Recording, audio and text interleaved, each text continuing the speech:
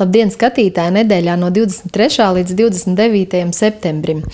23. un 24. datumā, tas ir pirmdien un otrdien, Līvānu novada iedzīvotājiem būs iespēja saņemt Eiropas Savienības pārtikas paciņas, un tās, kā parasti, tiks izdalītas Domes ielā 3, tas ir inovācija centrā, no 10 līdz 14. Līdz ir jāņem, protams, kā vienmēr, arī attiecīgās izziņas un pase. 24. septembrī Turku pagastā tiks atklāta fotoizstāde, kuras nosaukums ir Turku pagasts laikmeta griežos. To varēs apskatīties līdz 1. oktobrim.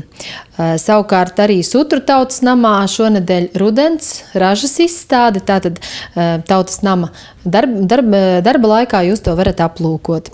Šajā nedēļā Domē trešdien notiks administratīvās komisijas sēde un trešdien, kā parasti, arī deputātu pieņemamais laiks. Šajā trešdienā jūs uzklausīs deputāts Jānis Magdaļenoks no 9 līdz 12.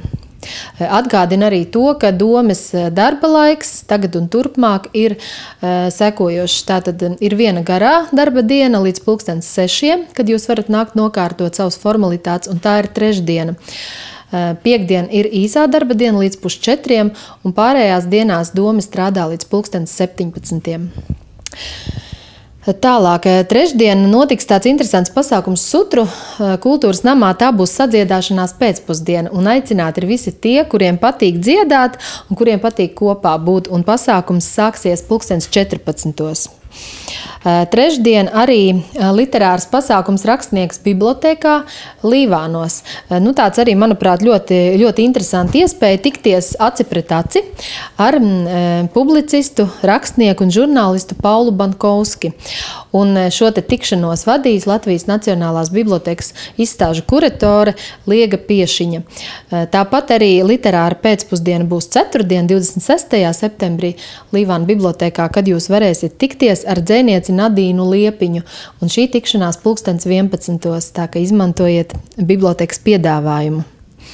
Trešdiena tāda ļoti pasākumiem bagāta diena, un tiek aicināti arī jaunieši pēc skolas gaitām tikties tādā aktīvā sportiskā pēcpusdienā, jeb pasākumā Superdublis, kas notiks pie amatniecības centra, un jauniešiem no 13 gadu vecuma ir iespēja pārbaudīt savas izturības spējas šķēršļu trasē šajās superdubļa sacensībās.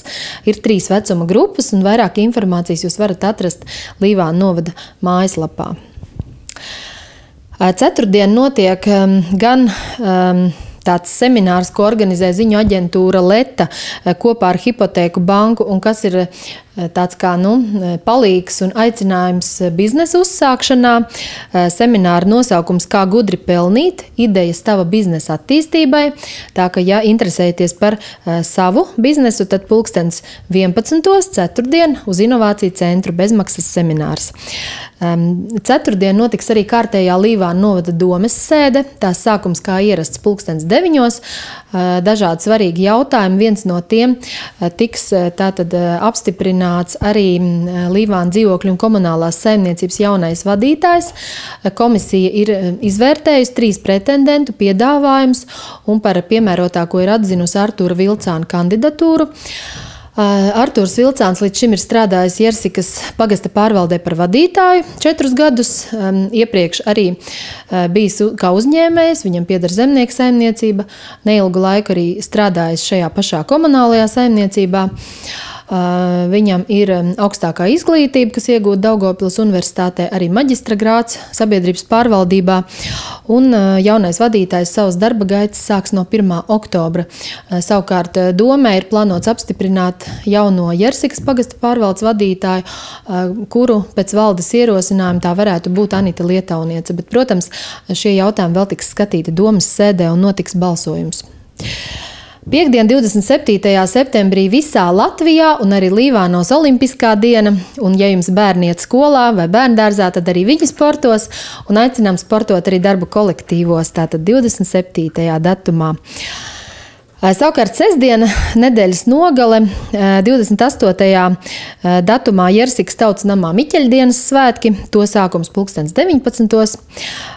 Savukārt ja atceraties, tad Līvānu Romas katoļu baznīcā savulaik bija priesteris Julians Začests, ļoti iemīļots priesteris, prelāts, un šogad viņam aprit 100 gadu jubileja.